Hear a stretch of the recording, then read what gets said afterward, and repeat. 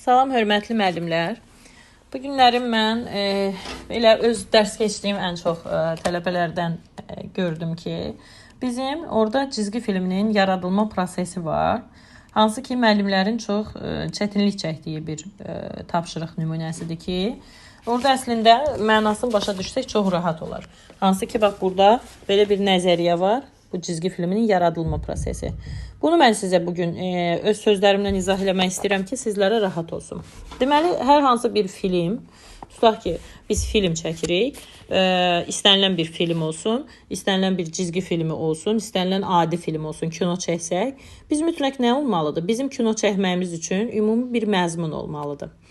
Bu məzmunu hazırlayan, yəni ki, tutaq ki, bir şeyi səhnələşdirmək istəyiriksə, mütləq şəkildə əlimizdə bir ssenari olmalıdır ki, o ssenariyə əsasən biz eləyək. Tutaq ki, Tıxtıq xanım olsun, tutaq ki, hər hansı bir, nə bilim, fərqi yoxdur. Hansısa bir Cedric olsun, Tıxtıq xanım olsun, nə bilim, Buz dövrü olsun, Nu Paqadi olsun. Bunların hər birinin ssenarisi olmalıdır ki, nə bilim, Cedric belə gəldi, məktəbə belə getdi və s.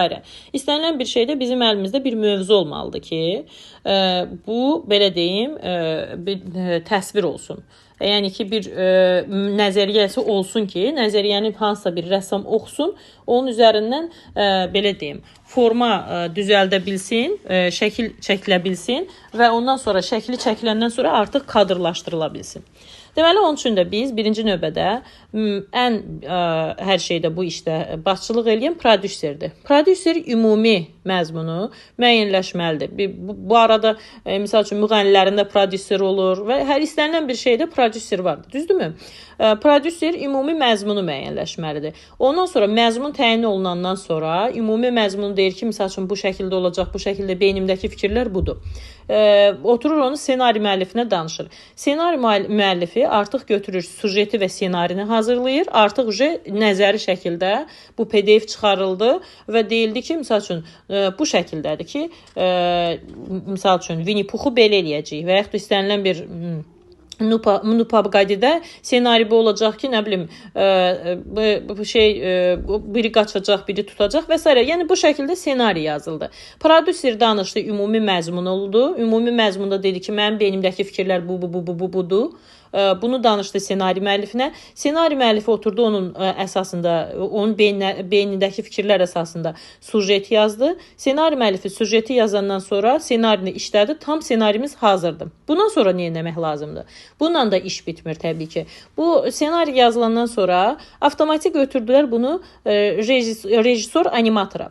Rejissor animator da başladı rəssamlar arasında səhnəni bölüşdürməyə. Çünki biz hətta qəbula da bu sual düşmüşdü ki, 10 dəqiqəlik animasiya üçün 30-40 min şəkil lazımdır. 30-40 mini də çəkilməsi üçün burada əməlli başlı bir rəssam əməyi olmalıdır. Onun üçün də nə oldu? Rəssamların arasında bölüşdürdü ki, sən misal üçün bu Nu Paqadinin yıxıldığı səhnəni çəkəcəksən. Sən nə bilim ayağa qalxdığı səhnəni çəkəcəksən. Sən o birisini çəkəcəksən. Belə artıq nə etdilər? Rəssamlar arasında bölüşdürdülər, verdilər ki, sən bunu çək, sən onu çək, başladılar, yəni bir növ eskiz hazırlanmağa.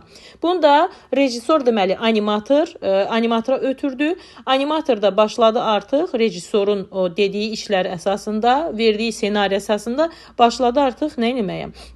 İstədikləri bir xarakterin, obrazının, belə deyim, şəkillərini, eskizlərini işləməyə başladılar. Və istənilən bir personajda da bir səhv olsa, hər bir, belə deyim, bu personajda olan, belə deyim, bu vəziyyətlərin hər birinə nədir? Cavabdehdir səhnədəki personajların hər birinə. Çünki bu bir dənə səhv oldu, bütün iş körlanmış olur, ona görə deyirlər. Aralıq epizodları kiçik multiplikatorlar hazırladı. Ondan sonra deməli başladılar aralıq epizodlar hazırlanmağa. Aralıq epizodları isə kiçik multiplikatorlar hazırladı. Multiplikatorlar da işləri tamamlayandan sonra artıq başladılar. Bizim əlimizdə hansısa bir rəsm əsəri var. Artıq başlayacaqlar nə etməyə? Həmin əsəri çəkməyə. Başlayacaqlar rəssamlar, həmin belə deyim, fon hazırlayacaqlar, müəyyən bir fon düzəldildi. Fonun əsasında başladılar, nə etməyə? Şəkilləri düzməyə, kadrlar düzəltməyə.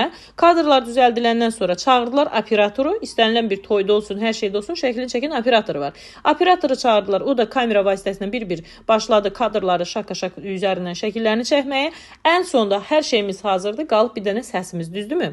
Nəhayət ən sonda, ən axırıncı işdə və başladılar təsvirə uyğun səsin sinxronlaşdırılması. Yəni qabaqcadan artıq kimsə danışdı ki, belə şeylər, yəni qabaqcadan o hadisələri belə deyim, ssenaridən oxudular, səs düzəldildi və səslə görüntü artıq başladılar sinxronlaşdırılmağa. Bu qədər